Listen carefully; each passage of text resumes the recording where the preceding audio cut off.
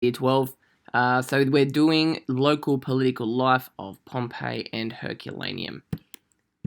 Here are our terms, and away we go. So, it appears local politics appears to be quite important. We can tell that because we see a lot of electoral graffiti called programmata around both towns. From the evidence we have, and we'll go over this in class, but it appears that the elections was a lot more fierce and a lot more grueling, and there was a lot more hype around it in Pompeii than what there appeared to be in Herculaneum. Now, both towns are what we kind of call self-governing municipalities, which essentially means, yes, they are under Imperial Roman rule, but they're rarely interfered with. They just kind of, they realistically run their own show for the most part. This is a result of a law in 45 BC, the Lex Julia Municipalis, from the one, the only Julius Caesar. And he kind of sets out how colonies should run and how they should elect their local governments, okay? And when we say the idea of both towns being democracies, and I've got the inverted kind of commas there, because, you know, technically there's voting, but it's pretty strict around who can and who can't vote. So it's definitely, don't, once you hear the word democracy, don't for a second think this is everyone is getting a say and equal. So we've got the decuriones, the town council, full name Ordo Decorium, sometimes referred to as the curia. They are essentially made of a group of men. One's probably around 80, but as the population grew, we believe the town council numbers grew as well. Okay, to be on this town council, there's a bit of a strict criteria. Obviously, male, over 25, wealthy. Supposedly, this was so you were above bribes. You needed to be a freeborn and no disreputable occupation. So even if you're a freeborn but you're an actor or a gladiator, you had no chance of getting on this on this council. And you had to live within the town or at least the immediate surroundings. Now, once you are here, you're pretty much here for life, and there are some privileges that go with it, unless you die or unless you do something pretty disreputable and you get kicked out, you're there for good. And they've got powers of deliberation, control over all public life, and manage civic finances, public religion, and regulations for commerce. Okay, at the top of the food chain, as it were, we've got the Dumviri, which are essentially the chief magistrates. The full name, Dumviri Iure Decundo, they're sometimes referred to as the Duoviri. There are two of them. They mimic the highest office in Rome. Essentially speaking, guys, they are the most important political role in Pompeii and Herculaneum. They are elected each year, and they are in power for a year.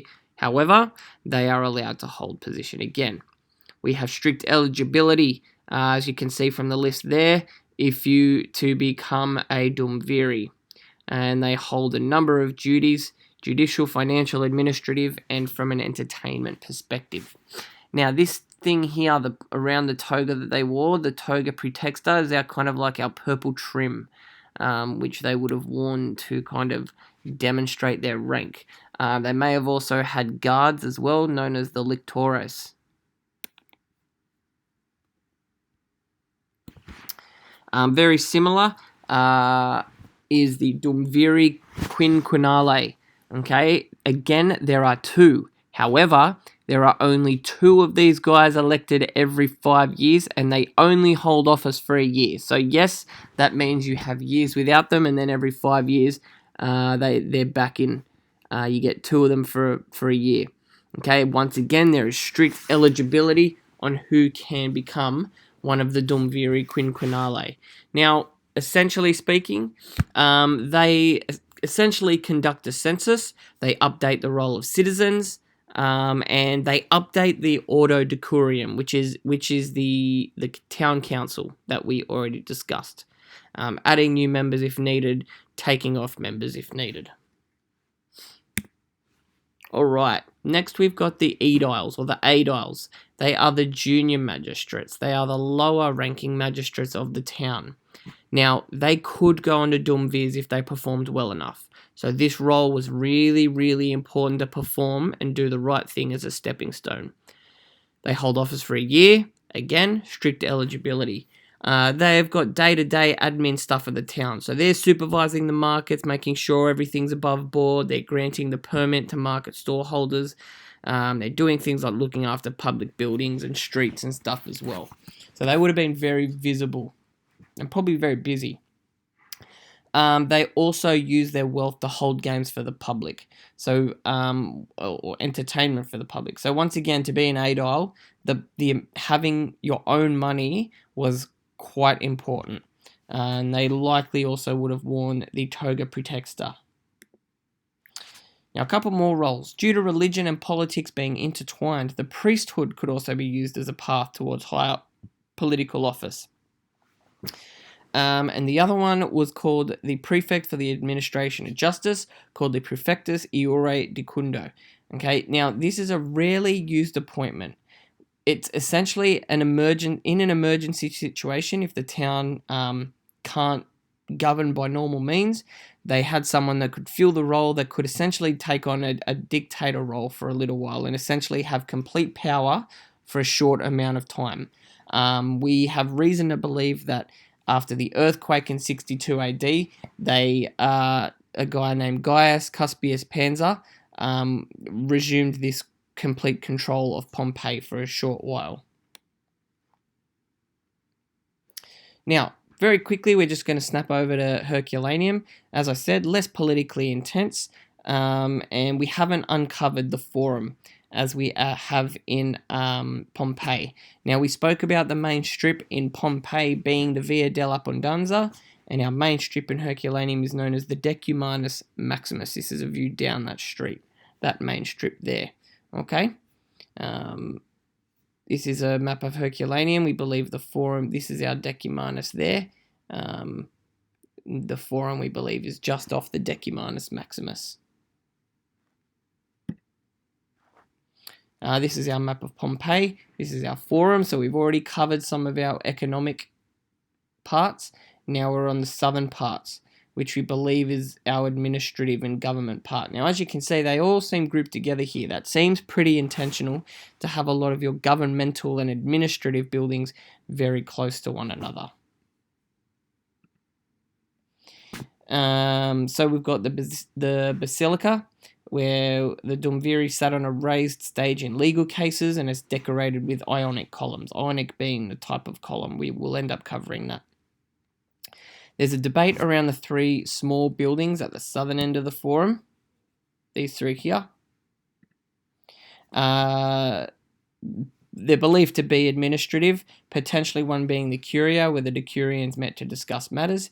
The others on its side, maybe the office of the Dumvirs and the office of the Aediles. But we don't have complete evidence on these.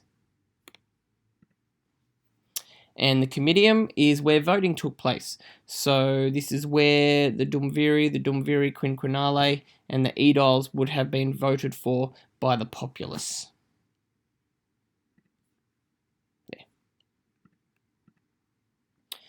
Okay, that's where I'm up to. Yes, it is. All right, so the importance of the citizenship list. So in Herculaneum, we have not found one yet in Pompeii. We have a marble inscription of citizens' names. We've got 450 legible ones, and we believe there could have been up to 1,000 of them. Essentially speaking, it's a whole list of citizens' names there. We also find names of freedmen on there, which is marked by an L after their name, which stands for Libertas. Okay? Sometimes, if a freedman is mentioned, sometimes the name of their former master is actually mentioned here as well. Okay? So the importance of our citizenship list, guys, it essentially is evidence of manumission, and also what we believe is the degree of recognition that goes along with being a freeborn and being a freedman that was lucky enough anyway. Okay, it's very good to tuck away some prominent people of Pompeii, but in particular Herculaneum. Okay, so essentially speaking, your political big players of both towns would have come from the very wealthy, famous families of the town. Everyone would have known them, and they kind of dominated political life. Okay, so your big families would have really been popular for having, making up the Duumviri and the Aediles and stuff like that. So you've got like Marcus Tullius of Pompeii, Marcus Halconius Rufus. As you can see, he's had a pretty distinguished career. Aulus Clodius Flaccus. We got Aulus Veius. I know you guys might get confused with our garum manufacturer, but you remember, like, people can have the same first names.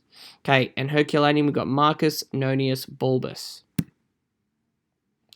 So he's of the Balbi family. He's a patron of the town. He does a lot to benefact the town and commit buildings and stuff to the town. He would have had a lot of clients supporting him, and he's mentioned several times. He's got a number of statues of him as well, and even the Basilica Noniana, is named after him. Now, this is even though he's part of the Balbi family is essentially part of a clan, which is what we see here. Don't stress too much about the clans, but the Basilica Noniana is kind of in his honor. And that's it, guys. So look forward to covering this with you in class.